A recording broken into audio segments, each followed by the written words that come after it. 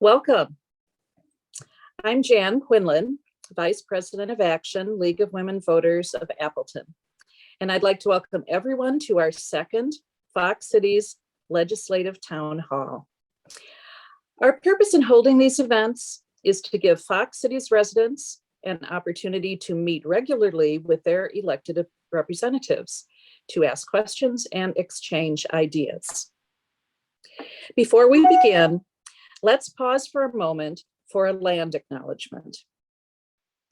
This is a simple way to show respect for Indigenous people, honor the truth, and begin to correct stories which have erased the history and culture of those who originally inhabited this land.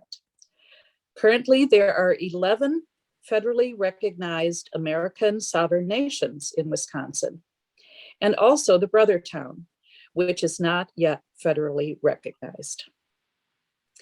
We acknowledge these Indigenous communities which have stewarded this land throughout generations, and we pay homage to the elders, past and present. Now, I am delighted to introduce Linda Biella, League of Women Voters of Appleton, co-president. Linda? Thank you, Jan.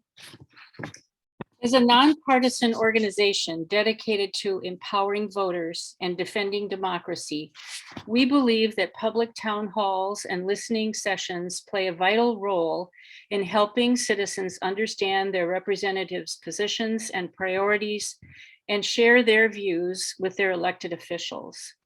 In this spirit, we invited all 9 of the state senators and representatives from the Fox Valley region to this event. 7 of them declined our invitation. Senator Jacques initially agreed to participate, but had to cancel due to health concerns. I am pleased to introduce Representative Lee Snodgrass from the 57th Assembly District, who has agreed to join us this evening. We are grateful to Representative Snodgrass for taking the time in her busy schedule to share her views with us. We have compiled several timely questions, and we thank everyone who submitted them. The last 30 minutes or so will be reserved for questions from the audience. You may also type questions tonight through the Q&A if you are viewing on Zoom, or to the email address you see on this slide if you are viewing on Facebook. As was done with the questions we received in advance, we will screen audience questions to avoid partisanship and delete any comments that do not conform to respectful civil discourse. I will pose these questions to Representative Snodgrass as time allows. We will allow up to about 5 minutes for our prepared questions, which may include a follow-up or clarification from me. At 8 o'clock, we'll begin the audience questions. So again, welcome Lee, and thank you for taking the time to meet with us this evening. The first question is about what your priorities are. What do you see your priorities for the upcoming legislative session? Well, first of all, I want to thank all of you for having this town hall. I'm sorry that some of my colleagues were unable to join us. It certainly would have made for probably a more interesting evening for everyone.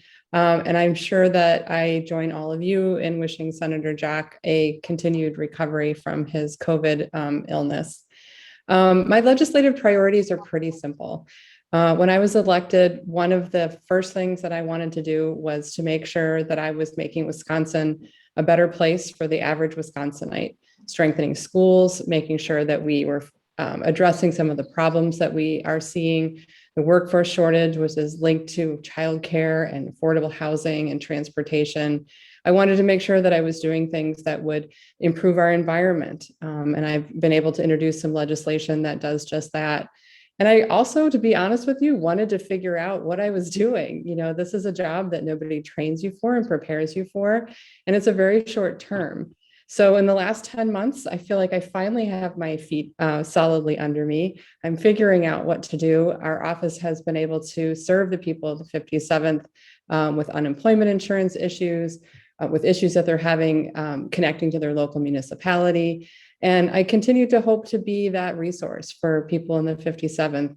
Of course, we will be switching into what we all know is campaign mode, which is a really strange thing to do when you've sort of just landed in the job. But I'll continue to work on solutions and other alternatives to what some of my other colleagues are offering in the majority. And I'm really happy and honored to be in this position. Thank you. So the big topic is redistricting, right? 56 of the 72 counties representing more than 80% of Wisconsinites are in favor of fair maps and against gerrymandering. In light of that, will you support legislation to establish a nonpartisan process for creating district maps in the future? Yes, and I want to be very clear, yes, because I am in one of those districts that is typically seen as what I would say is more of a purple district, a district that leans a little bit more Democratic typically. And I'm very welcoming of maps that are more competitive, that might make it harder for me to win the same margins in a re-election. Recently, the members of the Fair Maps Coalition were lobbying the legislators in the state capitol by Zoom. And we were in caucus, and I was really, really happy to step out and take an audience with them. I was told that I had the largest number of constituents who had signed up to speak. So I know that this is a really important issue for this district in particular. Yes, and the People's Maps Commission has just released their 3 drafts of all the maps this week. They're still taking comments on them. How will you respond to the maps that they submit to the legislature? You know, I'm in an interesting position, right? Because my comments are comments that could, make it determine who I represent and what I represent. So I'm encouraging everybody who lives in the district or surrounding districts to take a look at those maps and go to their website, which I'm hoping somebody will be able to type into the chat, because there is a form that allows you to comment on those 3 different drafts. As you know, those are just drafts, and the drafts are intended for public input. They're drawn by people who may not necessarily be familiar with some of the geographic boundaries and some of the community boundaries that we have in these districts. So all 3 of those were very different. And I really look forward to what the final recommendation of the People's Maps Commission is, because we know, although Voss and the majority are going to be drawing maps, we have to know that if these go to the court, which I actually expect that they will eventually go to become a court map, that we know that the court will look at the input of the People's Maps Commission as one of their guiding principles. Thank you. Can you give us an idea of what the timeline is for finalizing the maps? When do you expect that they will be submitted by the legislature to the governor? We're on a tight time schedule, right? So I wish I could be more specific. I do know that the governor has said in the next couple of weeks, he expects to have the People's Maps Commission final recommendation. And then I would imagine that you're going to see something coming a couple of weeks after that from the legislature. We do know that the courts are pressuring both the legislature and the People's Maps Commission to sort of hurry up with the work that they're doing, because we want to have that final decision, whatever it is, whether it's maps that we've agreed on and voted on in the legislature that the governor will sign, or if it's maps that have to go to the state Supreme Court for a final drawing and a final ruling. We know that the goal is probably to have those by March.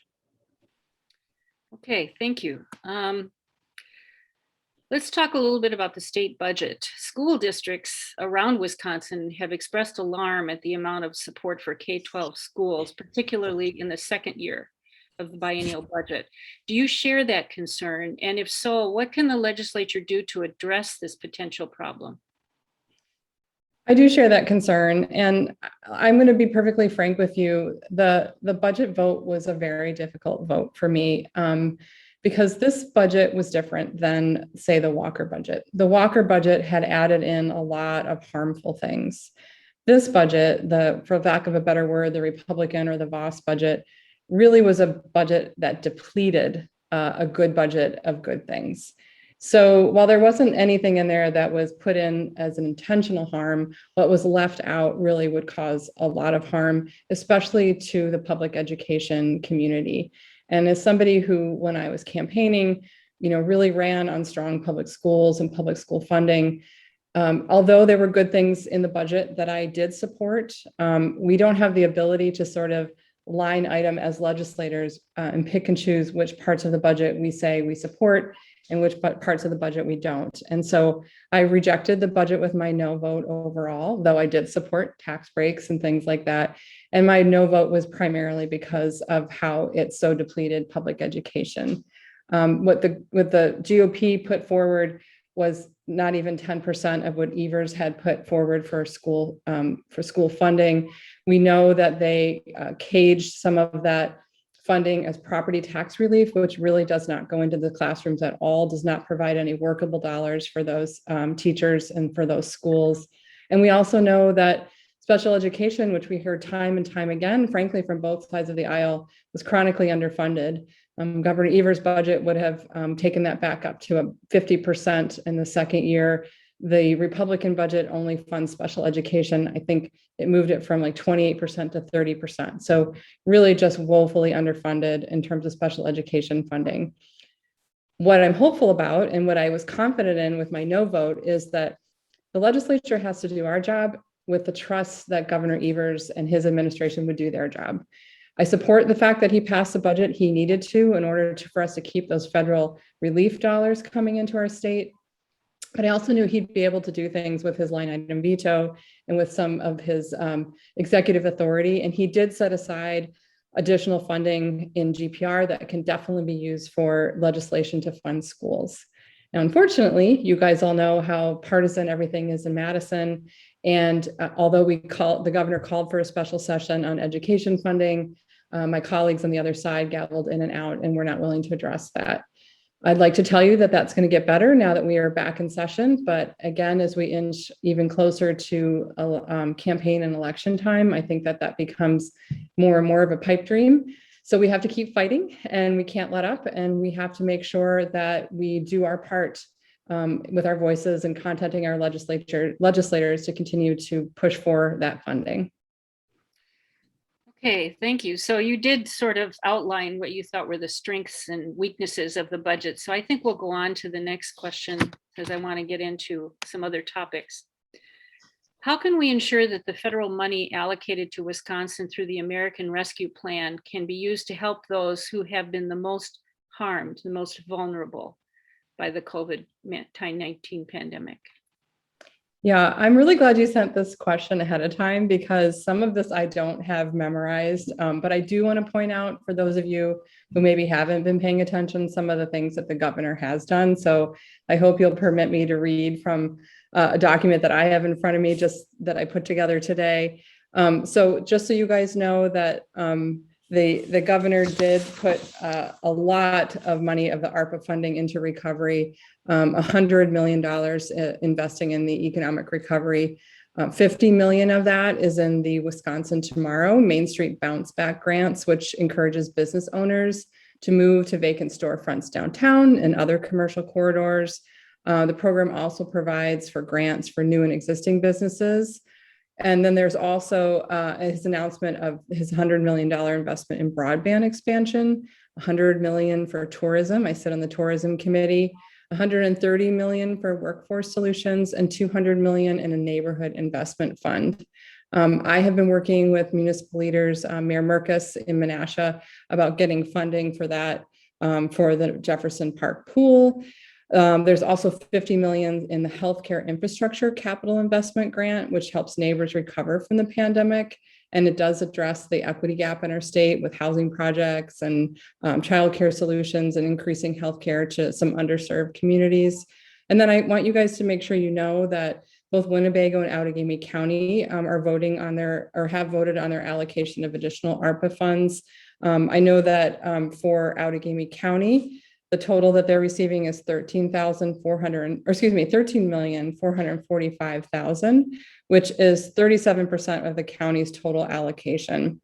And so far, about 500,000 of that has been allocated to small businesses. to household individual assistance, 400,000 to nonprofit assistant, and 400,000 in county COVID expenses. So there's a lot of money coming in, and there's a lot of plans for that money. There are challenges, I know, associated with some of this, and we have to continue to work together from a federal, state, and local level to make sure that we continue to put the dollars where they're needed the most. Thank you. Where do legislators find common ground when it comes to transitioning toward clean energy, and how can Wisconsin benefit from a clean energy economy in the future?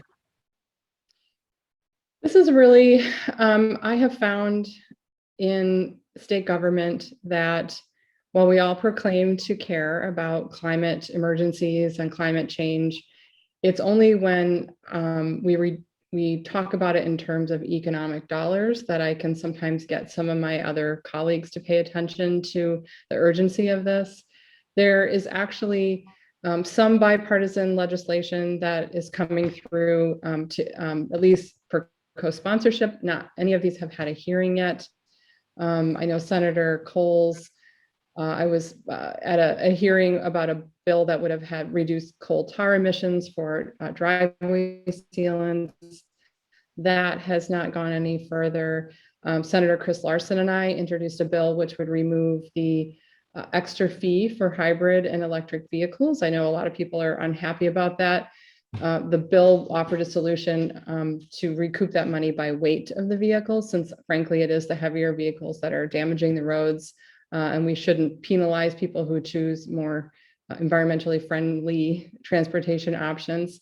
There's also some bills out there on community solar, which would enable communities that have sort of mid-level solar investments to be able to offer that to others who may not have a house that supports solar. And then there's always the ability to, as a state, frankly, to invest more in shared revenue so that our local government can make decisions that are perhaps greener with some of those additional funds, whether it be putting in additional bike paths and trail infrastructure and things like that. So what are the opportunities to work together? We just have to keep trying. I mean, we all live here in the same planet. We are all seeing, from the fact that it was 80 degrees yesterday in October in Wisconsin to the torrential rains that we're seeing, it's right in front of our eyes, and we're living in the middle of the climate crisis now, and we really have to find ways to work together to address these things. Yeah. Well, the next question kind of speaks to the climate as well. What can legislators do to help Wisconsin communities and residents be more prepared and resilient to increasingly frequent and more devastating climate disasters? Well, shared revenue is a big part of it. I mean, counties are simply not fully equipped and do not have the budget dollars right now to do some of the things that they're going to need to do to mitigate some of these climate crises, whether it be flooding or infrastructure when it comes to water clarity and mitigation of things like that. I toured both public works in Appleton and Menasha as part of this job. That's one of the perks of the job, is that I got to spend a portion of my summer getting to know my municipalities and their challenges a little bit more. I was fascinated by the work that they're doing on everything from salt brine to make sure that they are in compliance with water quality issues. And then also there's a bill, kind of an under the radar bill, that was passed this past Tuesday, so a week ago tomorrow, which would, it funds an urban search and rescue force for the fire department. And I know that seems kind of strange, but guess what? When you have streets that are flooding and people that are, sitting on top of their houses in some of these communities, you need to have people that have the right equipment and the right training to get out there and to make sure that those people are taken someplace safe. And hopefully Wisconsin communities are not going to get to that point yet, but we wanted to make sure that those municipal fire departments had the equipment that they needed to do that if we get to that point, unfortunately. Mm-hmm. Yeah. Okay, the Supreme Court is expected to take up recent legislation from other states that is more restrictive of reproductive rights. If the Roe versus Wade decision is struck down, what are the potential consequences in Wisconsin? I've heard there's some bills that have been sort of kept back that may resurface. Is that correct? Yes. In fact, last week we had a number of bills circulating through the for co-sponsorship from the Republicans, which we're not outright banning abortion, but we're chipping away at personal and private decisions of why a woman might choose to terminate a pregnancy. And we think that this is going to continue. You know, we know that Texas and Florida have been a model for, you know, a lot of legislation, a lot of bad legislation that has come through this year has been frankly verbatim from other states. So, you know, sort of the bill mill that they choose these things through are going to come through Wisconsin. I was at a rally, as many of you, I'm sure, were at reproductive choice rallies this weekend for the Women's March. And, you know, we talked about that, you know, because right now, I'm not sure if people realize, but Roe v. Wade, federal law, you know, took precedence as the law of the land.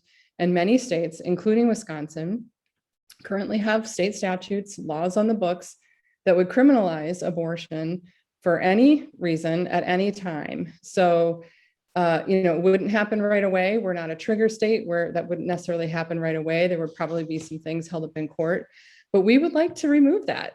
The Abortion Rights Protection Act was a bill that I was a co-sponsor with Representative Subek and with Senator Royce, and that would remove that from Wisconsin statutes. It would preserve the right for women to have, those who can become pregnant, to have the right or to choose whether or not to carry a pregnancy to term.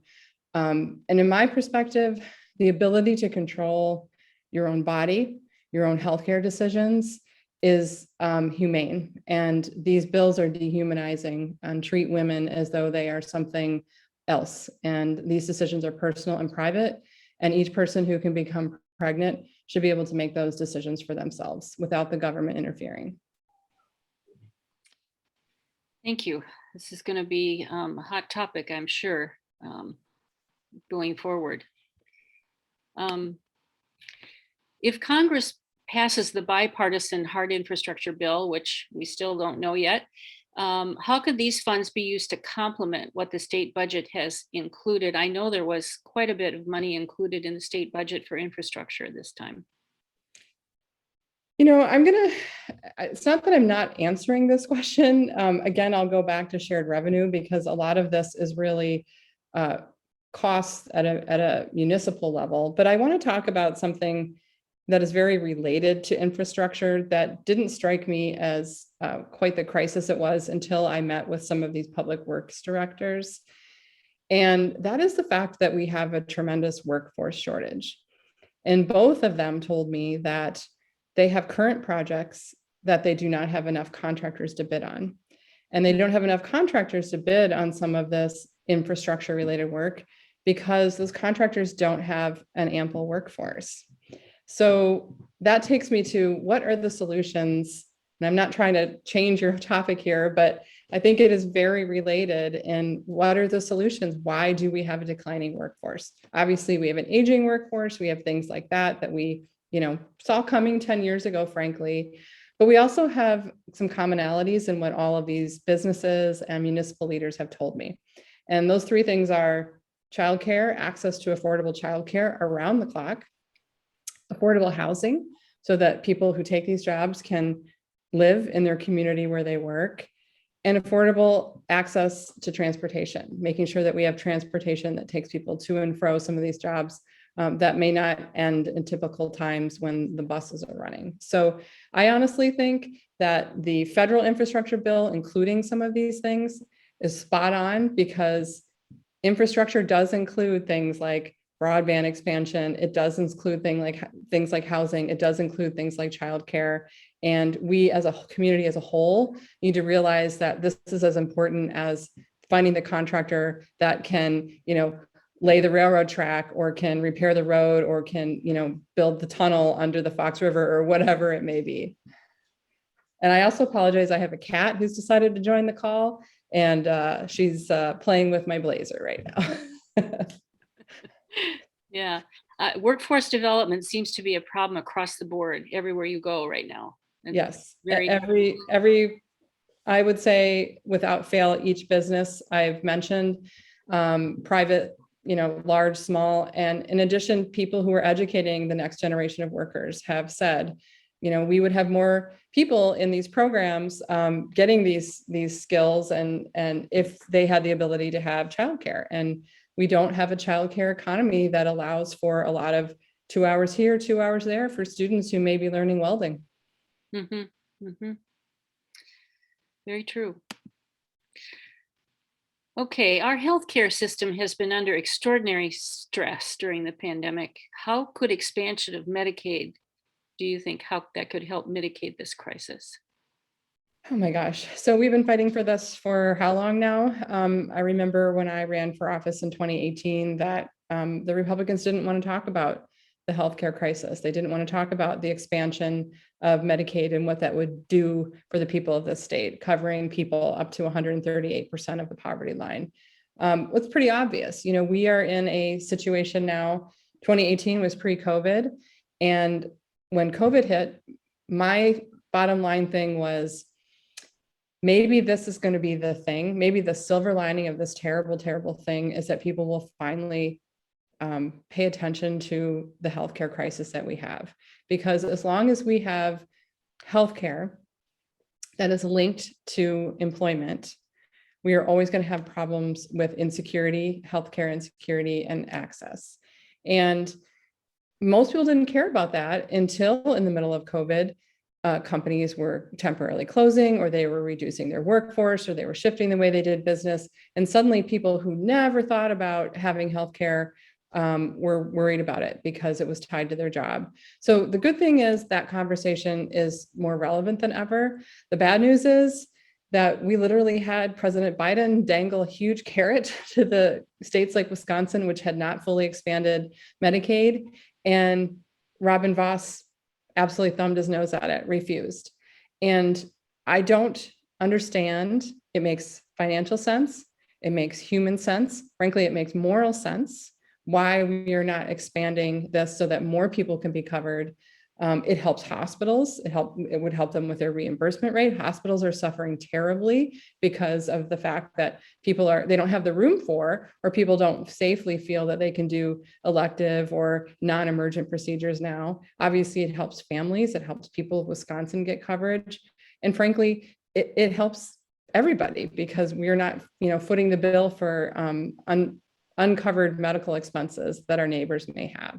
So I don't know what to tell you. If a massive global health emergency isn't going to force these people into realizing that this is a good thing to do, if bribing them with money from billions of dollars from the federal government isn't going to do it, I'm just going to say it. I just think if you're not willing to do it this part, I think you're a bad person.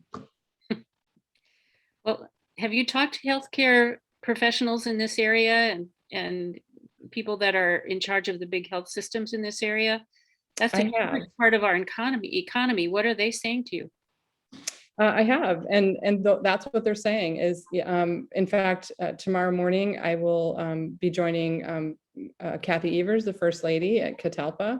We'll be talking to them. I was recently at Samaritan, and not only do we have a crisis of who's covered, but we have a crisis of basically the reimbursement rate being so low that very few people, even if somebody does take even if somebody is on Medicaid, there are very few providers who will give them the services they need, whether it be dental, mental health, or general primary care, because the reimbursement rate is so low. So we have to take some of that money to raise the reimbursement rate. So we do not have a system where, because you're a person of limited means and poor, that you actually can't get care because nobody will accept Medicaid. And we also have to make sure that we expand the number of people who do qualify.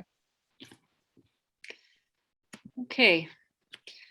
Legislation has recently been introduced to change the offices of State Superintendent of Public Instruction, State Treasurer, and Secretary of State from direct election to gubernatorial appointments. What are your views on this legislation? I'm trying very hard not to roll my eyes. I may have accidentally done it. I kind of wish that my Republican colleagues were on this call because I would be interested in Senator Roth's rationale on this. Here's what I think. I think that the Republicans are pretty upset that consistently the superintendent of public instruction is a Democrat, because frankly, Democrats are the ones who care about public schools and kids and teachers and their education. And I don't think they like it. I think they want to find ways that they can continue to have control. And I think that they are banking on the fact and counting on the fact that they think that they can win the governor's race in the next election. And they would love to see a Republican governor appoint these positions. They tried to get rid of the treasurer, as you know, and Sarah Godlewski, put a firm stance and said, hey, you can diminish all the responsibilities of this job, but this job is important, and we're going to do what we can within our means to expand it. And Secretary of State, this is the same thing. This is just another tool for them to be in control and puff up their chests and try to frankly drive Wisconsin's great progressive history into the ground. That's my opinion. Well, we had a referendum question not very long ago, whether we wanted the secretary of, or the treasurer, state treasurer, to be elected or not. And I believe it was voted down, that referendum, right? I mean, it was, the people voted in favor of keeping. The people voted in favor of having, it's a fiscal watchdog position. It's, as Sarah Godlewski has done right. She's saved the state a lot of money, and she's provided a lot of financial opportunity for people in the state in her role, in spite of the fact that they literally shoved her in the basement. Her office is in a tiny room in the basement. Yeah, I wish Senator Roth were here too. See, I think he was the author of the bill, wasn't he? He's the Senate author, and Representative Sortwell is the assembly lead on that bill. Yeah. Okay. Well, this will take us to our audience question period, but we do have some extra time. I think, since we only have one legislator with us, it gives us a little more time. But I did have a question that it puts me in the hot seat for a very long time, you guys. It does. And you're good to be there. I did have a question that came in again regarding the school funding. When preparing the 21-23 budget, the legislature received a windfall, a $1.7 billion surplus, according to the Nonpartisan Legislative Fiscal Bureau. The legislature decided to allocate this resource to tax cuts rather than K-12 schools. So $2 billion in tax cuts and only $105 million for K-12 schools. Why did you, meaning the legislature, trade off schools in favor of a tax cut?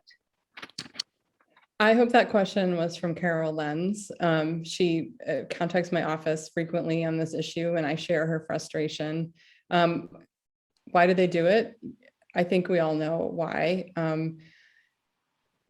When you are moving into a re-election cycle, it is advantageous to be able to say, I voted to provide you with a tax cut. I have no doubt that the attack mailers against me in the next election will say that I voted against a middle-class tax cut. But the fact of the matter is, we had an incredibly unprecedented amount of cash, from federal dollars to the state revenue, which was far more than we expected. And we could have done both. I supported doing both.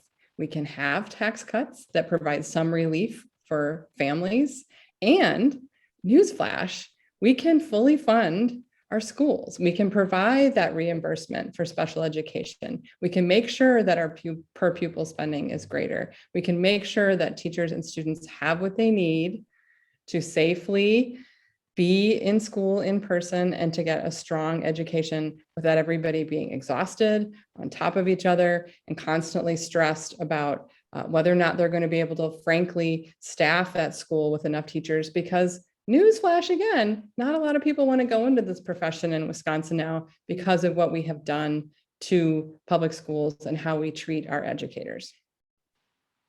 Yeah, actually, it wasn't Carol who submitted it. It was Jim Bowman, who's on. Oh, Jim, of course. So So at this time, I do want to turn to some audience questions. And we have league members Penny Bernard Shaber and Jan Quinlan, who've been monitoring questions. So I'm going to ask them to read some of these additional questions. And if you, Jan and Penny, if you want to turn on your video, I'll start with a question from Penny. Penny, do you have a Sure. question for Lee?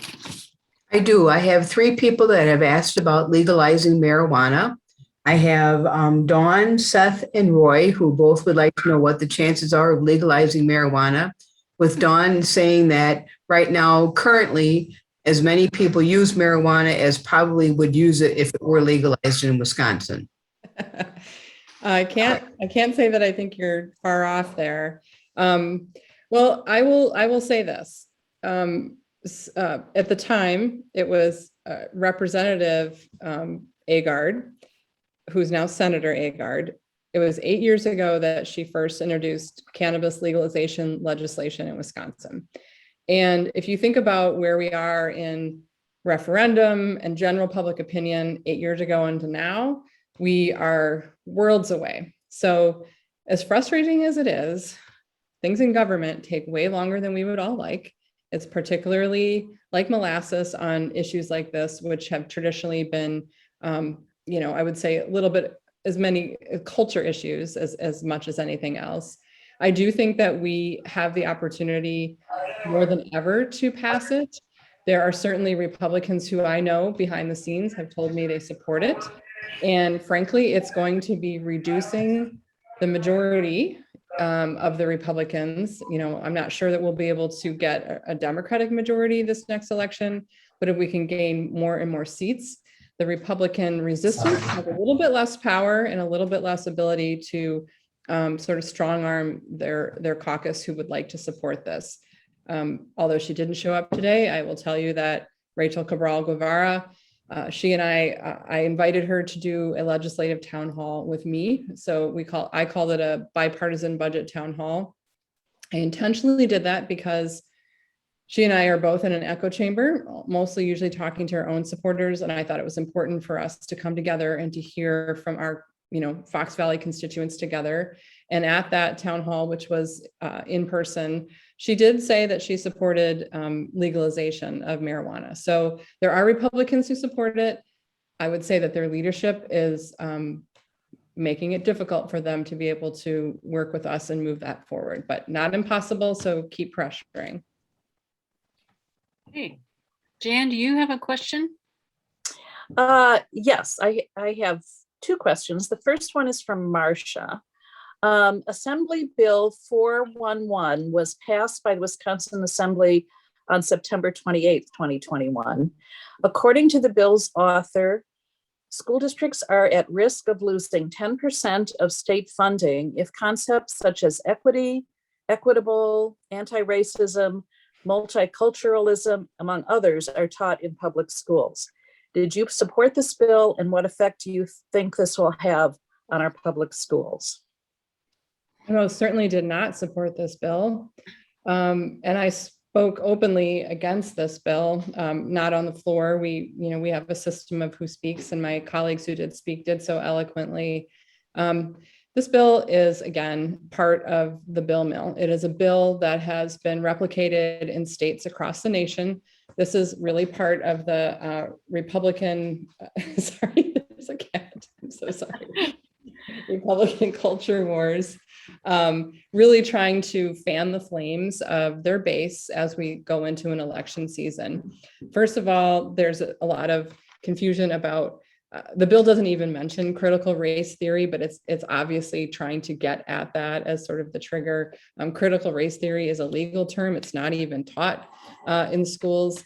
And when you get down to the list of words that would be prohibited in use, it almost becomes like a Saturday Night Live skit. It almost becomes laughable. It's things like multiculturalism and intersection and woke and patriarchy.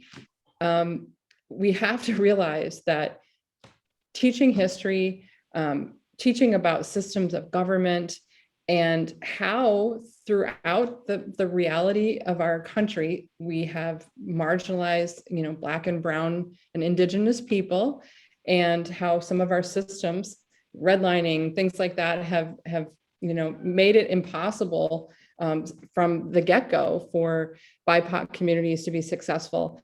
Simply talking about that does not mean we don't think we're a great country. It does not mean that we aren't proud to be Americans. It's part of our history. And I find it sad that the Republicans are so fearful of the truth and so fearful of robust discussions in schools on these issues, that they are submitting messy bills to literally, this is the group that's saying, don't cancel us and don't censor and, right to free speech. And yet here they are trying to legislate, people being able to say the truth in schools. So no, I did not support it. Okay, Penny, have you got another question? I do. I have a question from Brian. He wants to know if you are aware of the independent legislature doctrine that promotes the concept that state legislatures are the sole determiners of election results, and that there has been an effort to build support for this across the country. Is it active in Wisconsin? What do you think about the doctrine? Is it Brian? Brian, I've not received constituent emails about this. I'm marginally familiar with it. I'd love, if you want to contact my office and send me information, I'd be happy to look into it and send you an email with what I think about it. But I really don't know enough about this or the movement to let you know whether or not I'd support it. I think it has to do with the electoral college vote and whether the state legislatures can override the electoral count, if I'm not mistaken. The electoral college versus the popular vote is probably an entire town hall webinar on its own. I think it's we've seen in the last election how problematic it is, and in some ways I think the electoral college is again might go back to some of the ways our country has systems that are bound into histories of racism. Still not sure if I support it fully. I really would like to look into that more before giving you an answer. Yeah. Jan, have you got another question? Yes, I just have one more at this point. This one is from Penny. Wisconsin's campaign finance regulations were changed about 4 years ago, putting a lot of power into campaign committees of the Senate and Assembly. Do you support the current campaign finance regulations, or would you change them? Penny and I have been in the same position. If I had my way, there would be limits to how much money everybody running for office gets based on the position that they are running for. And you would not be able to receive or spend anything more than that.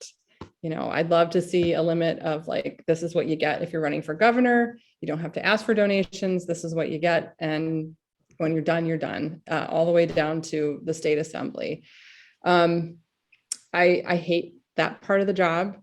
I hate that it takes money from individuals, organizations, et cetera, to get your name out there. I wish that it was easy to just get exposure by knocking doors and making phone calls, and have the merit of your message and your character be what gets people elected. I do think that there's plenty of room for campaign finance reform nationally and in Wisconsin. There has been legislation introduced this year from the Democrats that I supported on that issue. I think it's an evolving conversation, and frankly, anything that would make it such that, for example, when I ran for state senate in 2018, I think the final amount that I raised was close to $500,000. It is ridiculous that a state senate race should have to earn, raise, and spend that much money. We do have a problem. All right. Penny, do you have another question? I do. I have questions from Penny Robinson. And Penny would like to know if the bills from the Speakers Committee on Racial Disparity, she would like to know why they're stuck in committee. And I have a list of the bill numbers if you'd like me to read them. So I know that some of them did pass because we voted on them. I'm not sure which ones are stuck in committee. I guess I will say this, that committee or that task force was fraught, for lack of a better word, from the beginning. We know that with Voss obviously calling the task force, it's not necessarily something that Democrats sort of felt was pretty genuine. Then, of course, there was that leaked email from Representative Steinecke, which was not flattering about his role on the committee. But then I will also say that I have a lot of respect for my colleagues who were on that task force and who brought in community members from the BIPOC community who did some really, really good work and worked through some very difficult conversations with those on the other side of the aisle to find compromises. Were those bills that came out of that perfect? Absolutely not. Could they and should they have gone further? In my opinion, yes. But I will quote Representative Stubbs, who sits right behind me on the floor, when she said, sometimes it takes drops to fill a bucket, and these bills are drops and will fill the bucket eventually. But we must remember that these bills are a starting point, and we still have a lot of work to do when it comes to racial justice. My colleagues, Representative Brostoff and Bowen, have introduced great packages of bills that go further. And I'm hopeful that with perhaps better margins in the Senate and Assembly after the election, and of course, re-electing Governor Evers, I'm hoping that we'll be able to move further on some of these bills. I don't know why they're stuck, Penny. A lot of bills are stuck, especially if there's a Democrat author. Well, Jan or Penny, do you have any more questions that anybody has brought forward? I do. I have several more questions. Okay. This question is, why did you accept the League's invitation to attend this town hall? Oh, I feel it's my duty, to be honest. I feel it's my duty to be accessible to the people who want to know what's going on in state government and want to know what's going on in my district. I try to make myself accessible through office hours. I have office hours in a public place once a month, and opportunities like this to answer your questions and to, simply be here for you to learn what's happening, I think is part of my job. Then I have another question. Seth would like to know about the federal COVID stimulus money and if you have any suggestions for how municipalities should use the money. Oh my gosh. Seth, that's very big. I loved listening to, I don't know if you were part of any of the city had some listening sessions, the county had some opportunities for listening sessions. We heard about everybody from those in birth to 3 talking about how investing in our young children is a long-term investment that takes us all the way into, success as an adult and decreasing people's getting into the criminal justice system. I think things like that are important. Obviously, I mentioned the childcare crisis. That is not a woman's issue. That is not just a family issue. That is an issue that impacts all of us if we're going to be able to have a robust workforce to do all the work that we know needs to be done. Obviously, I think we have work to do. I'm going to shout out to the arts. Those of us who were in lockdown and in quarantine, and we had theater shuttered, and musicians and arts and everything was inaccessible for the moment. The arts community came together and provided us with relief online and gave us a respite to the stress and the mental health issues that we were having. And I think we need to remember that the thing that made us feel good in the middle of the pandemic were the artists. And then I mentioned mental health. We can't ignore the impact that these trying times have had on mental health. And we do need to expand mental health support access to our rural communities, to our young communities. There's not one person I know right now who isn't struggling on some level. And we have a shortage of caregivers and we have a shortage of access. So I think those are good starts. And I still have more questions. Roy would like to know if SB 440, a BHO enhancer, looks like it will become law. And I'm not sure what don't that know what that is. BHO enhancer. I'd have to, I'm just going to break it to you guys. We don't have most of the bill numbers memorized. I mean, it's a great reference thing, but we will say to each other, what bill is that again? You know, because we don't always have the numbers memorized either. BHO enhancement. You'll have to type in a clarification for Penny to help me out here. Okay. And then the other question is from Carol, and she heard that the investigation by Justice Gableman is being held in secret, even from legislators. Is that legal? Oh, boy, I don't know. It doesn't sound good, does it?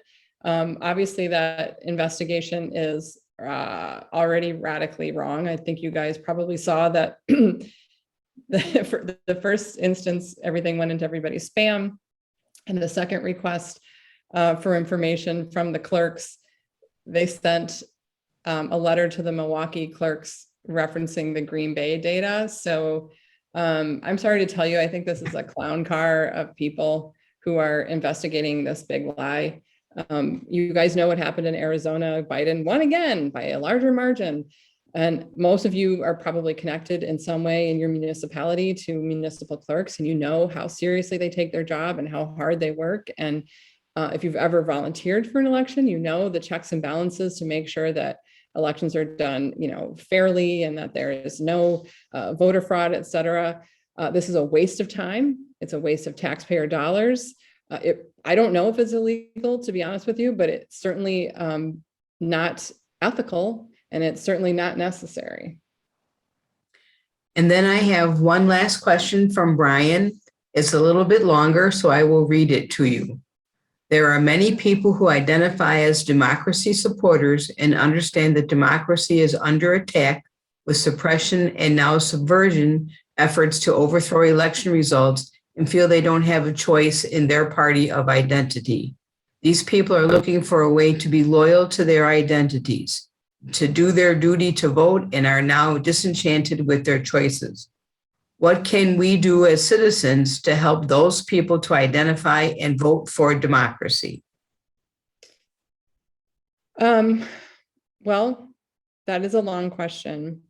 I think assuring people that elections in Wisconsin, we can only speak about Wisconsin, but I think it's the case everywhere, are run, you know, fairly and openly and transparently, is to continue to do that, to make sure that people understand that elections are not just state and federal level. Some of the things that impact you in the biggest ways are frankly things that are determined by who you vote for city council or county board. And when those spring elections are happening, you never hear people talking about voter fraud and problems. Strange that it's the same people in the same process, but those elections are never questioned. So maybe remind them of that. Also, I'll let you know that Democrats put out some bills that would encourage that. Christina Shelton and I put out a bill that actually was an idea of a constituent of mine that would require state level elected leaders to volunteer and work the polls as an election official, an election where they're not on the ballot. We obviously can't when we're on the ballot. And I think that was a great idea to try and help elected officials who are currently questioning our process to be immersed in it and to be part of it and to understand the system so that they no longer question it and they can reassure others. We were also approached by two young women who were Oshkosh high school students, and they came to Representative Shelton and I and Representative Hinz, and they said, we've spent a year developing, Let's Vote America education platform so that we would like to see that starting in kindergarten all the way through year 12, there'd be at least 1 hour a year of education about voting and the process of voting. And it would be, designated for the age of the student you're teaching. We also put together bills that would make it easier for high school students to become registered and to be able to vote in a primary if they're going to be of age in the general election. So I also think encouraging young people to understand how important it is and what their role is and how their voice matters is another good step. And then I received two more questions. One, Kathy, and You people are never going to let me go. Kathy would like to know what can be done for all the public employees, like the clerks, who are being mercilessly harassed by unstable people about election fraud issues. That's a legislative idea. I can certainly look into if there's something that we can do to penalize people who are, threatening clerks and things like that. I don't know if there's a legislative solution, but I think as a community, we can continue to speak up and out for those people. We can, if you know your clerk, send them a note, give them a phone call, just say, hey, I know you're having a hard time. I think that probably applies to school board members at this time too, as we look at the COVID mitigation strategies that they're putting in place to keep our kids safe. We know that they're getting a lot of pushback. We're losing decorum, you guys. We're losing decorum in the state and in the nation as we become further divided. People are losing their ability to see one another as humans and ultimately people just trying to make their way in the world. And I think we can take a look at our responsibility and maybe how we do that to the other side too. Try to be civil, as angry as we get, and to continue to speak out and up on issues like this that are important. And then Roy did give me a clarification on what BHO is, and that's a butane hash oil enhancer, which adds years to a sentence for possession of small amounts of the THC concentration. So it's going along with the legalizing marijuana and have longer sentences for certain things. Well, I think what I liked about the governor's budget in legalization of cannabis, medical and recreational use, was the decriminalization aspect of it, especially, that we have our prisons filled with people who are low-level drug offenders who are, disproportionately from Black communities as well, because often they're the ones stopped rather than white citizens doing the same thing. So I'm a big fan of making sure that we decriminalize. I'm a really big fan. Shout out to anybody on city councils out there in fee reduction. If you can't legalize it, you can take the fees down for possession in your communities to negligible amounts. So I would be interested in anything that reduce the fee for something like that, the fine. And then many of the people who asked questions said to say thank you to you for giving straightforward answers. They really appreciate your effort. I don't think I know any other way to do it, which makes my campaign manager nervous during campaign season, as I tend to tell it like it is, you guys. But thank you for all your questions. They were well thought out, and I do appreciate the time to speak with you tonight. Well, we appreciate your time very much. Thank you so much for being with us, Lee. And I just wanted to mention that there will be a recording of this event on the League of Women Voters of Appleton website shortly. And finally, I want to remind everybody that contacting your elected representatives to express your views and opinions is vital to the democratic process. The Wisconsin Legislature's website provides all the information you need to easily contact your representatives. And if your state representative or senator didn't participate this evening, you might want to call or email them if you were disappointed that they didn't attend, and encourage them to join us for our next legislative town hall, which will be on February 7th next year. So here's another slide with additional addresses.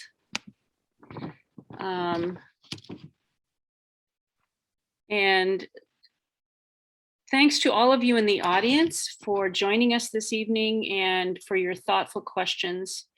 Thank you, Lee, for your sharing your views and for your dedication in service to the Fox Valley and to our state of Wisconsin.